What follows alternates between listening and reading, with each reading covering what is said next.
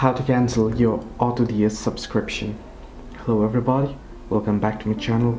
This is me Pipin and today I'll guide you on how you can easily cancel your AutoDS subscription.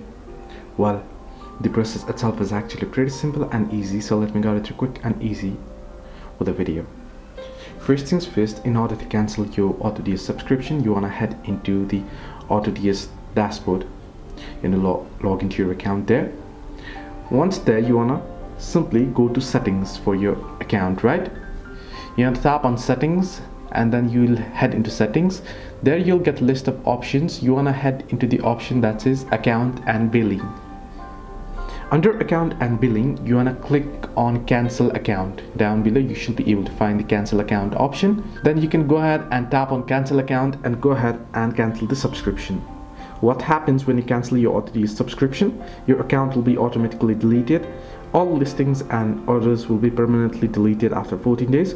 Orders will not receive any status updates. This is how you can cancel your AutoDS subscription. Hope this video helped you. Do like and subscribe, and do not forget to leave a comment down below if you have any further issues.